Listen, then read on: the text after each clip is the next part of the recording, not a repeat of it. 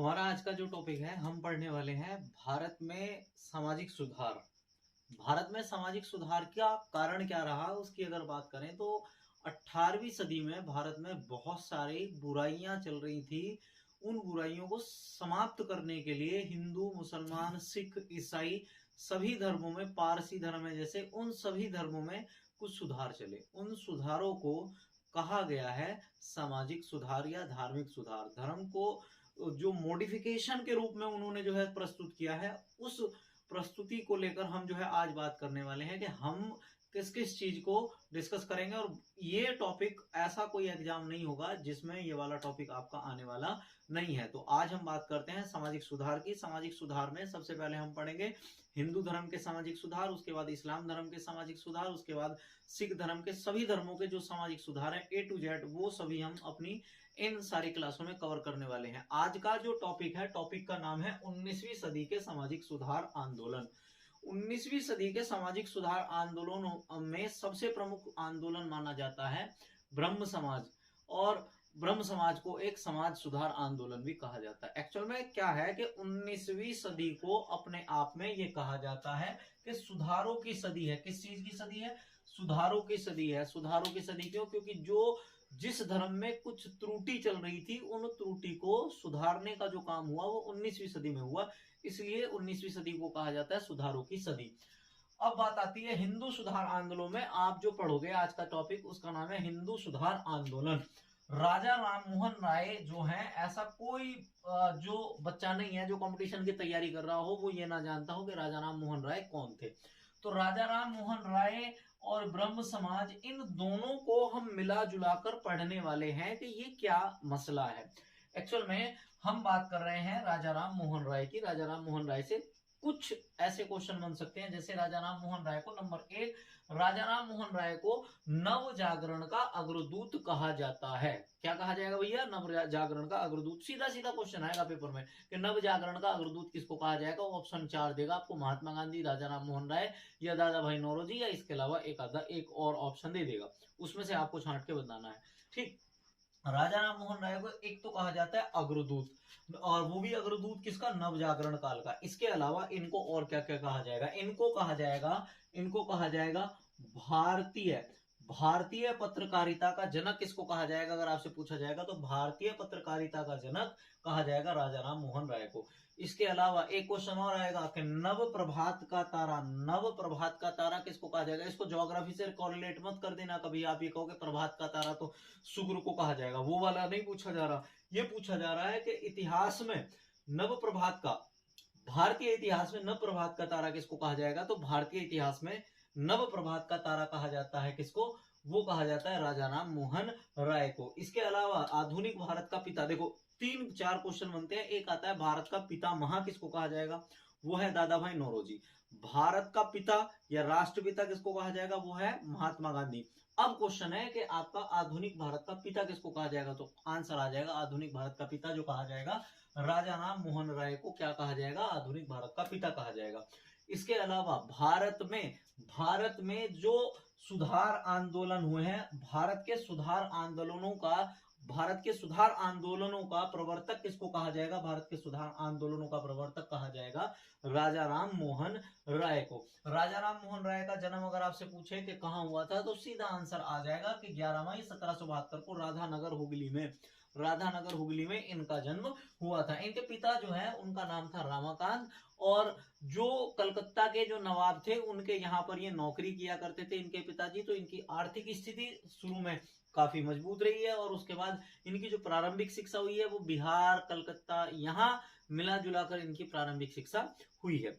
Main बात आती है कि इन्होंने जो शिक्षा ली है, इनको बहुत सारी भाषाओं का ज्ञान था, और उस भाषाओं के ज्ञान का इन्होंने सामान्य जो निम्न स्तर का व्यक्ति है उस पर जो है इन्होंने क्या किया? उसका प्रयोग किया, और वो चीजें सारी जो जितनी भी जो निम्न वर्ग की जनता थी उसको इनकी बातें समझ में आती थी, इसलिए इनके आंदोलन इतने ज्यादा सफल हुए।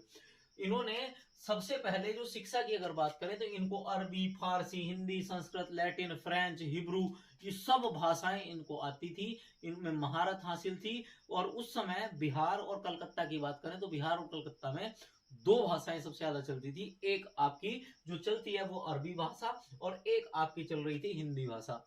धीरे धीरे फारसी भाषा का भी वहां पर विकास हो रहा था। और जैसे जैसे बाद में समय बीतता चला गया तो अरबी फारसी धीरे धीरे कम हुई और बंगाली भाषा ने उस भाषा का स्थान ले लिया।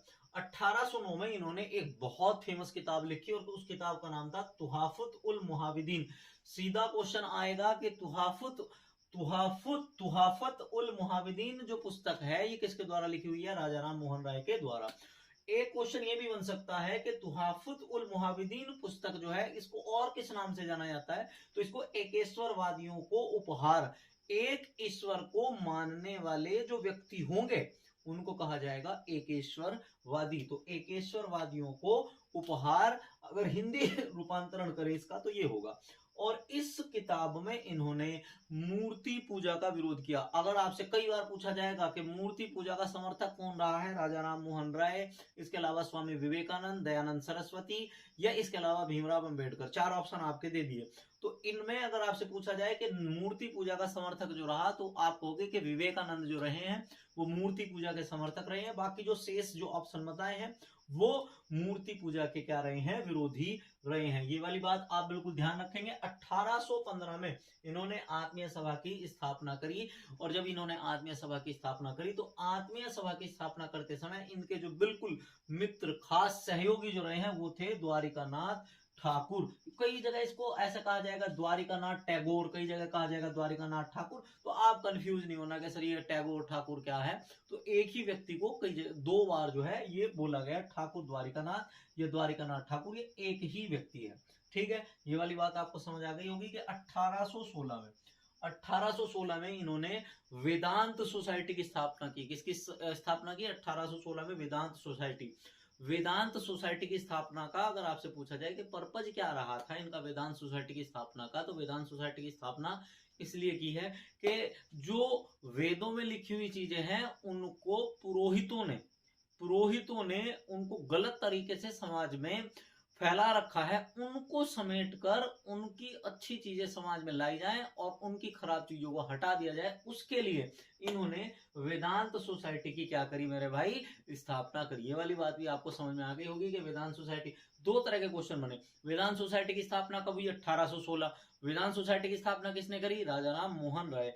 वेदांत सोसाइटी किसके लिए है? समाज सुधार के लिए है या आपका आर्थिक सुधार के लिए है? इस तरीके से आ जाएगा तो वेदांत सोसाइटी भाई सिंपल सी बात है किसके लिए आएगी? वो आ जाएगी आपकी समाज सुधार के लिए। और अगर पूछा जाए कौन से समाज सुधार के लिए, तो हिंदू धर्म के समाज सुधार के लिए वेदांत सोसाइटी की स्थापना करी थी। मेरे भाई ये वाली बात आपको क्लियर हो रही होगी। अब अगला फैक्ट जो है वो क्या बहुत इंपॉर्टेंट है कि 20 अगस्त 1828 को कलकत्ता में इन्होंने किसकी स्थापना करी? सब 20 अगस्त 1828 को इन्होंने कलकत्ता में ब्रह्म समाज की क्या करी? स्थापना। ब्रह्म समाज से तीन तरह के क्वेश्चन बनेंगे।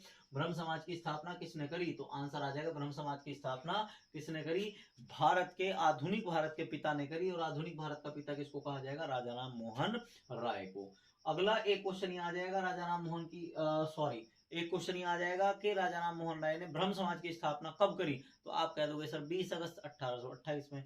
और अगर ये आ जाए कि ब्रह्म समाज का उद्देश्य क्या था, तो उस उद्देश्य से क्वेश्चन कई बार बना है। अगर आप किसी अच्छे लेवल का एग्जाम दे रहे हो, अब तो अच्छा खराब लेवल कोई रहा नहीं है, ऐसे ऐसे क्वेश्चन आ जाते हैं वनडे कॉम्पिटिशन में जो बहुत ठीक ठाक एग्जाम में आते हैं। तो आप ये समझ के रखना कि उद्देश्य भी आ सकता है और इसके अलावा इसका जो और क्या है और जो चीजें इससे जुड़ी हैं उसके बारे में, इसका मेन पर्पज क्या था इस समाज की स्थापना करने का। तो आप समझ लो कि इसका उद्देश्य था कि जो मूर्ति पूजा चल रही थी उस मूर्ति पूजा का विरोध करना। इसके अलावा जो अवतारवाद था, अवतारवाद का विरोध करना। जैसे हम अभी आगे चलकर जब इतिहास पढ़ेंगे तो इतिहास में आपको पढ़ाया जाएगा कि भगवान विष्णु के कितने अवतार हुए, तो आप कहोगे सर कितने? 10 अवतार हुए। कितने अवतार हुए? 10 अवतार हुए। तो उन अवतारों के बारे में जो कुरीतियां फैल रही थी, उन कुरीतियों को खत्म करने के लिए इन्होंने किसका विरोध किया? अवतारवाद का विरोध किया। बहुदेववाद, बहुदेव का वाद का मतलब बहु का मतलब बहुत सारे, देव का मतलब देवता। और बहुत सारे देवताओं को लेकर जो ब्राह्मणों के अंदर जो एक पुरोहित वर्ग था, उस पुरोहित वर्ग ने बहुत सारे देवताओं को लेकर समाज में जो एक मध्यम और निम्न वर्ग का व्यक्ति था उस पर जो है बहुत सारे टैक्स का एक दायरा बढ़ा कर रख रखा था, जिससे वह बहुत ज्यादा परेशान थे। एक तो मौसम की मार के अलावा और राजा को टैक्स देने के अलावा जो कुछ बचा उनके पास खाने के लिए, वो पुरोहितों ने अपने जो बहुत सारे देवी देवताओं का नाम लेकर उनसे जो है वो अनाज हड़पना या मतलब आप कह सकते हैं लेना चाहा। तो उसको लेकर उस वर्ग की जो है बहुत ज्यादा आप कह सकते हैं कि दुर्दशा थी। तो उस दुर्दशा को देखकर राजा राम मोहन राय ने क्या किया, राजा राम मोहन राय ने बहुदेववाद का भी क्या किया, विरोध किया। पुरोहितवाद में आपको समझा ही चुका हूं कि पुरोहित वो होते हैं जो एक तरह का जो पूजा पाठ करने का काम करते हैं, उनको पुरोहित कहा जाता है। तो पूजा पाठ करने वाले जो ब्राह्मण थे, उन पुरोहितों को भी बीच में ईश्वर से मिलने का कोई माध्यम ना बनाया जाए, क्योंकि ईश्वर से मिलने का कोई माध्यम नहीं हो सकता। कोई व्यक्ति अगर ईश्वर से मिला रहा है तो वो कोई कॉन्ट्रैक्टर थोड़ा ही है कि वो ईश्वर का सब उसका बहुत ज्यादा अच्छा लिंक है ईश्वर से। मेरी बात है डायरेक्ट, आप मुझसे मुझे दान दो और उसके बाद मैं आपका ईश्वर से सीधा कांटेक्ट करा दूंगा, ऐसा कोई सिस्टम थोड़ा ही है। तो वो शिक्षा ना होने की वजह से वो सारी चीजें चल रही थी। उन्होंने कहा ये चीज गलत है, तो उस गलत को उन्होंने क्या किया, उस गलत को उन्होंने कोशिश की समाज से हटाने की। तो उसके लिए भी इन्होंने पुरोहितवाद को क्या किया, हटाया। ईश्वर की एकता, ईश्वर की एकता, आप ये कई बार कह सकते हैं कि राजा राम मोहन राय एक ईश्वरवादी हैं या नहीं है, तो हाँ ये बात बिल्कुल सही है कि राजा राम मोहन राय क्या है। राजा राम मोहन राय से क्वेश्चन आएगा तो आप कह सकते हैं कि राजा राम मोहन राय एकेश्वरवादी है। एकेश्वरवादी का मतलब क्या है, एक ईश्वर को मानने वाले हैं। मैंने अभी पहले भी बताया था कि इन्होंने किताब भी लिखी है, किताब का नाम क्या है, प्रसिद्ध पुस्तक जो लिखी है तुहाफत उल मुहाविदीन, एकेश्वरवादियों को उपहार। ये तो खुद उस चीज को बहुत ज्यादा सपोर्ट कर रहे हैं। तो इन्होंने एकेश्वरवादी के रूप में, एक बार एक क्वेश्चन आया हुआ भी है 2018-19 के किसी सीपीओ के एग्जाम में क्वेश्चन आया था कि राजा राम मोहन राय बहुदेववादी हैं या एकेश्वरवादी हैं, तो वो क्वेश्चन यहां से आया था, वो क्या है, एकेश्वरवादी। इनके अलावा ये तो इसका हो गया उद्देश्य। ये तो हो गई धार्मिक चीजों में इन्होंने क्या बदलाव करे। भाई धार्मिक चीजों में मैंने बता दिया कि मूर्ति पूजा, अवतारवाद, बहुदेववाद, पुरोहितवाद, ईश्वर की एकता पर इन्होंने काम किया। इसके अलावा समाज में क्या दिक्कत है, समाज में जो दिक्कतें थी, जैसे सबसे बड़ी एक समस्या थी सती प्रथा। सती प्रथा में क्या था कि जैसे कोई महिला है, उस महिला का पति किसी दुर्घटना में सांप के काटने से या किसी भी तरीके से वो मर गया। मरने के बाद क्या होता था कि महिला को भांग पिला दी जाती थी। भांग पिलाने के बाद उस महिला को जब होश नहीं रहता था तो उस महिला को नहलाकर और उसके पति की चिता के बराबर ही एक चिता लगाकर उस पर बैठा दिया जाता था और उस स्त्री को क्या कर दिया जाता था, जला दिया जाता था। भांग के नशे में वो कभी हंसती रहती थी, कभी रोती रहती थी, तो उस चीज को कहते थे कि सती माता आ गई, सती माता आ गई।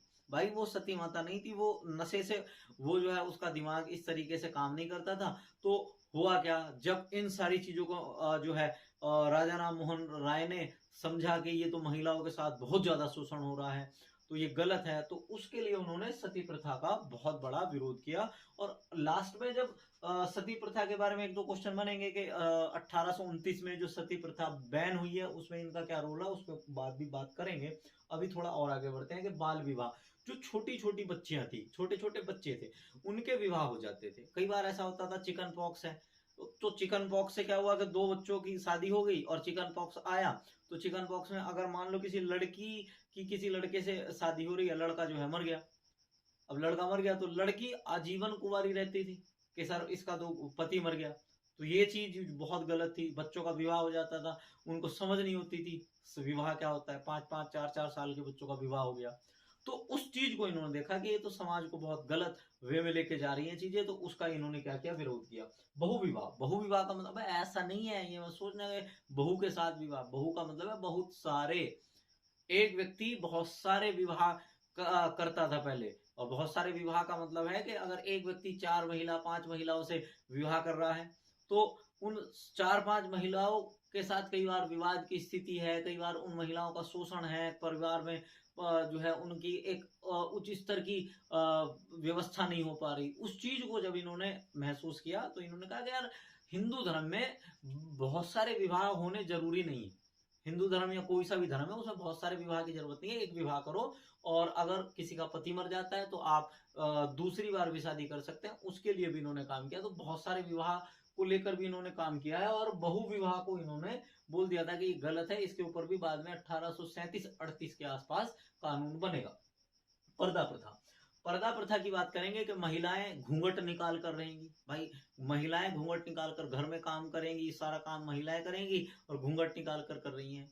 अब जब इन्होंने कहा कि घूंघट जो है निकाल कर अगर महिलाएं काम करेंगी तो वो काम सही तरीके से कर नहीं पाएंगी, तो इन्होंने कहा कि ये गलत है। तो पुरोहितवाद उस समय बहुत विकट स्थिति में चल रहा था। पुरोहितों ने एक बार कलकत्ता में राजा राम मोहन राय को चारों तरफ से घेर लिया और घेरने के बाद इनको बताया कि आप समाज में बदलाव ला रहे हो, हिंदू धर्म में कुछ चीजें गलत कर रहे हो, आप इस्लाम धर्म को मानते हो, आप भारत में ईसाई धर्म का प्रचार कर रहे हो। तब इन्होंने जो है इस पर एक वक्तव्य दिया और वक्तव्य दिया कि चलो एक बात बताओ आप। इन्होंने कहा कि अगर ब्राह्मणों या आप ब्राह्मण भी नहीं हो, अगर आप कोई भी व्यक्ति हो और आप ये कह रहे हो कि पर्दा करना चाहिए, तो पर्दा आप ये बताइए कि आप जब खाना बना रहे हैं, भोजन बना रहे हैं, पानी लेकर आ रहे हैं कुओं से, पर्दा निकाल रखा है, तो आप अपना 100% उस काम को दे देंगे क्या? नहीं दे पाएंगे। कई बार दुर्घटना हो जाएगी, किसी सांप ने काट लिया पर्दे में, पता नहीं चल पाया, कहीं ठोकर लग गई, वो महिला पूरा घड़ा लेकर या मटका लेकर पानी का लेकर जा रही थी, वो खराब हो गया, उसको चोट लग गई और उसके बाद उसका उपहास उड़ाया जाएगा। आप जैसे लोग रास्तों में खड़े होंगे, उपहास उड़ाया जाएगा, तो उसका शोषण ही तो हो रहा है किसी तरीके से। उस तरह का शोषण अगर आपके साथ हो तो अच्छा लगेगा क्या? तो जितने भी जो व्यक्ति थे उस समय वो सारे नतमस्तक हो गए और उन्होंने इस चीज का समर्थन किया कि हाँ पर्दा प्रथा नहीं होना चाहिए। सॉरी, पर्दा प्रथा जो है ये प्रथा बिल्कुल गलत है, ये इस पर काम होना चाहिए। और धीरे धीरे महिलाओं को सबसे बड़ा इन्होंने एक काम किया कि पर्दा प्रथा अपने आप खत्म हो जाएगा। पर्दा प्रथा कैसे खत्म होगा? पर्दा प्रथा खत्म होगा कि आप स्त्री की शिक्षा आप कर दीजिए। अब महिलाओं को पढ़ाइए, महिला पढ़ेंगी तो वो प्रश्न करेंगी और उसके बाद जब वो प्रश्न करेंगी तो वो अपने अधिकार स्वयं लेने के लिए तैयार हो जाएंगी। तो अपने आप ही धीरे धीरे क्या हो जाएगा? पर्दा प्रथा खत्म हो जाएगा। तो उस पर्दा प्रथा का सबसे बड़ा फैक्टर था कि स्त्रियों को क्या जरूरी है? शिक्षा जरूरी है। इसके अलावा नरबली 1842 के आसपास नरबली को लेकर कानून बनेगा। बहुत सारी जनजातियां ऐसी आगे हम चलकर बात करेंगे कि नरबली को लेकर वो विरोध भी करेंगी। जब इससे आगे का चैप्टर पढ़ेंगे उसमें मैं बिल्कुल डिटेल में बताऊंगा। फिर मैं यहाँ बता दे रहा हूँ कि नरबली क्या है। नरबली ये होती थी, मान लो किसी को कोई पुत्र पैदा नहीं हुआ, आप उदाहरण के रूप में आप मान लो कि एक बड़ा उच्च वर्ग का कोई व्यक्ति है, उसको पुत्र या पुत्री पैदा नहीं हो रही है, बच्चे पैदा नहीं हो रहे हैं। अब मान लो किसी को पुत्री है, बच्चे पैदा हो गए, तो किसी ने बोल दिया, पुरोहितवाद चल ही रहा है कि आप एक काम करो, किसी के पुत्र की बलि दे दो और बलि से माता खुश हो जाएगी और उसके बाद आपको पुत्र की प्राप्ति हो जाएगी। अब इस तरीके से किसी गरीब का या किसी का बच्चा उठा लाए और उसके बाद उसको उसकी बलि दे दी। ये स्थिति थी समाज की, ये स्थिति थी। इस स्थिति से निकालकर ये महान व्यक्ति हमारे समाज को यहाँ तक लेके आए। और शोषित कौन हो रहा था? सबसे ज्यादा शोषित होता था गरीब आदमी, शूद्र वर्ग। शूद्र वर्ग में क्या होता था कि अगर किसी की बलि देनी है तो वो शूद्रों की बलि दी जाएगी। तो उन शूद्रों के बच्चों को उठा के बलि दे दी और बलि देने के बाद जानवरों की तरह बलि दी और उसके बाद उसका शरीर भी वहीं पड़ा है। तो वो शूद्र आ रहे हैं, उसका मांस उठा रहे हैं, जो ब्लड गया वो हल्का सा अपना पूजा में उन्होंने उसका यूज किया, उसके बाद जो शरीर था उसको वहीं छोड़ दिया। इस तरह की स्थिति थी। 1842 में इस पर कानून बनेगा। 1842 में इसके कानून पर लंबी चौड़ी चर्चा करेंगे। अब यहाँ फिलहाल ये समझ सकते हैं कि सबसे पहले इन्होंने जो राजा राम मोहन राय हैं, इन्होंने कहा कि नर बलि का जो कॉन्सेप्ट है ये बिल्कुल ही गलत है। इस पर बात करेंगे आगे चलकर। और इसके बाद अगला जो क्वेश्चन बनेगा, अगला क्वेश्चन ये है कि 1817 में इन्होंने क्या बड़ा काम किया। 1817 में इन्होंने कलकत्ता हिंदू कॉलेज की स्थापना की। 1000 बार आ चुका है 2014 से और 2022 तक, अभी तक जितने एग्जाम हुए हैं कई सौ पेपरों में ऑल इंडिया में आ चुका है कि कलकत्ता हिंदू कॉलेज की स्थापना किसने की है, कलकत्ता हिंदू कॉलेज की स्थापना किसने की है। तो कलकत्ता हिंदू कॉलेज की स्थापना राजा राम मोहन राय ने की है। दो तरीके से क्वेश्चन आएगा, कलकत्ता हिंदू कॉलेज की स्थापना कब हुई, 1817 में। कलकत्ता हिंदू कॉलेज की स्थापना किसने करी, तो आंसर आ जाएगा राजा राम मोहन राय ने। 1821 में इन्होंने एक किताब, एक जो है बंगाली भाषा में एक समाचार पत्र का प्रकाशन किया। किसका, समाचार पत्र का बंगाली भाषा में प्रकाशन किया। प्रकाशन में इनके एक मित्र थे, मित्र का नाम था डेविड हेयर। डेविड हेयर जो है ये डच है, डच जो नीदरलैंड है, जिसको नीदरलैंड जो देश है उसको डच कहा जाता था पुराने समय में। तो जो डच के जो घड़ी साज हैं ये डेविड हेयर, जो घड़ियां बनती हैं, तो इन घड़ियों को जो है सजाने का, इन घड़ियों में जो काम होता है, नक्काशी होती है, उसका काम करते थे डेविड हेयर। उनके फंडिंग के द्वारा संवाद कौमुदी का बंगाली भाषा में प्रकाशन किया। कई बार ये क्वेश्चन आया है कि संवाद कौमुदी का बंगाली भाषा, संवाद कौमुदी का प्रकाशन किसने किया, तो राजा राम मोहन राय ने। संवाद कौमुदी कौन सी भाषा में प्रकाशित हुआ, बंगाली भाषा में। और कई बार एक क्वेश्चन ये आ जाएगा कि संवाद कौमुदी बंगाली भाषा में प्रकाशित हुआ, राजा राम मोहन राय ने प्रकाशित किया, इनके सहयोगी का नाम बताइए। तो बता दोगे यार कि इनके सहयोगी का नाम क्या है, डेविड हेयर है। क्या नाम है इनके सहयोगी का, डेविड हेयर है। 1822 में इन्होंने फिर एक अखबार और निकाला, वो फारसी भाषा का था। ये अखबार मिरातुल अखबार था, फारसी भाषा का था। पहला वाला कौन सा था, बंगाली भाषा का। भाई बंगाल में जो भाषा समझ में आ रही है लोगों के, वो बंगाली भाषा आ रही है। इसके अलावा मैंने अभी थोड़ी देर पहले यहाँ इधर चर्चा की थी कि जब हम बात कर रहे थे कि धीरे धीरे अरबी और फारसी भाषा का भी यहाँ विकास हुआ, तो अरबी और फारसी भाषा को समझने वाले भी एक बड़े संख्या में लोग थे। तो इसलिए इनको 1822 में एक अखबार निकालना पड़ा जिसका नाम था मिरातुल अखबार, फारसी भाषा का था। इसकी भाषा बहुत जरूरी ध्यान रखना कि कौन सी भाषा का था, फारसी भाषा का। 1823 में इन्होंने फिर एक क्या किया, कलकत्ता में यूनिहेरियन नाम की एक संस्था बनाई। और इस संस्था को बनाते समय इसमें 3 व्यक्ति रहे। 3 व्यक्तियों में 2 व्यक्ति तो यही हैं, एक तो आपके सुधार आंदोलनों वाले राजा राम मोहन राय, और दूसरे आपके अभी हमने बात करी थी कि ठाकुर, इसके बारे में बात करी थी कि देवेंद्र नाथ ठाकुर। इसमें एक व्यक्ति और जुड़ जाएगा, जिसका नाम है विलियम एडम, देवेंद्र नाथ ठाकुर और राजा राम मोहन राय। इन तीनों ने मिलकर कलकत्ता यूनिहेरियन की क्या की, स्थापना की। एक सोसाइटी है। इसका बेसिक काम क्या है कि जो पश्चिम से जो नई चीजें आ रही हैं और जो हमारे यहाँ की जो चीजें हैं उनको कोरिलेट करके समाज में एक इम्प्लीमेंटेशन दिया जाए, और किस तरीके से जो नया जो वर्ग उभर कर आ रहा है उसको पश्चिमी शिक्षा से जोड़कर क्या किया जाए, उसका विकास किया जाए। इसका ये मोटो था। 1825 में इन्होंने कलकत्ता में, 1817 में कलकत्ता में हिंदू कॉलेज की स्थापना की। अब ये तो कन्फर्म था। अगला क्वेश्चन है, 1825 में कलकत्ता में वेदांत कॉलेज की क्या कर दी, कलकत्ता में वेदांत कॉलेज की स्थापना कर दी। समझ में आ गई बात। क्वेश्चन आया, कलकत्ता में वेदांत कॉलेज की स्थापना किसने करी, कलकत्ता में वेदांत कॉलेज की स्थापना किसने करी है, तो आंसर आ जाएगा राजा राम मोहन राय ने। 1829 में, अभी हमने यहां पर बात की थी कि इनका जो उद्देश्य, सामाजिक सुधारों का सबसे बड़ा जो उद्देश्य था क्या था, सती प्रथा का विरोध करना। तो 1829 में जो सती प्रथा का अंत हुआ, तो उस समय जो व्यक्ति थे विलियम बेंटिंग, तो विलियम बेंटिंग के जो सहयोगी के रूप में जो काम करने वाले व्यक्ति थे वो कौन थे, सहयोगी के रूप में काम करने वाले व्यक्ति थे राजा राम मोहन राय। एक क्वेश्चन यहां से उलट के आ जाए और क्वेश्चन यहां आ जाए कि उस व्यक्ति का नाम बताइए, जो व्यक्ति अंग्रेज होते हुए भी भारत में सती प्रथा का अंत कर रहा है। तो आंसर आ जाएगा लॉर्ड विलियम बेंटिंग। ठीक है, क्या नाम हो जाएगा, लॉर्ड विलियम बेंटिंग। इसके बारे में कभी और बात करेंगे कि लॉर्ड क्यों लगाते हैं ये अपने नाम के आगे, लॉर्ड लगाने का कारण क्या है, उसके बारे में बात करेंगे। ठीक है, 1831 आगे जैसे जैसे आप पढ़ते चले जाओगे धीरे धीरे चीजें आपकी बिल्ड होती चली जाएंगी, और जहां जिस चीज की जरूरत होगी वहां हम उसको डिटेल में पढ़ेंगे। 1831 में क्या होता है कि दिल्ली में राजा है पर उसके पास कोई पावर नहीं बची है। राजाओं को पेंशनों पर जो है अंग्रेजों ने पूरी तरीके से रख रखा है। और होता क्या है कि 1831 के समय जो दिल्ली के राजा थे अकबर सेकंड। अकबर सेकंड को जो पेंशन मिल रही थी वो पेंशन ही बंद कर दी।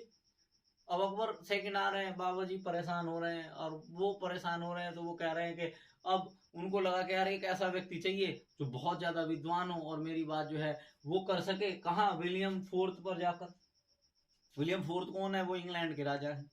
विलियम फोर्थ के पास भेजने के लिए कोई व्यक्ति ऐसा मिले कि जो है वहां जाके मेरी बात रख सके। तो उसके बाद होता क्या है कि राजा, उनको पता चला कि कलकत्ता में एक बहुत प्रसिद्ध व्यक्ति है और इतनी अच्छी चीजों को वो ग्राउंड लेवल पर बातें करता है, तो उसको बुलाया जाए।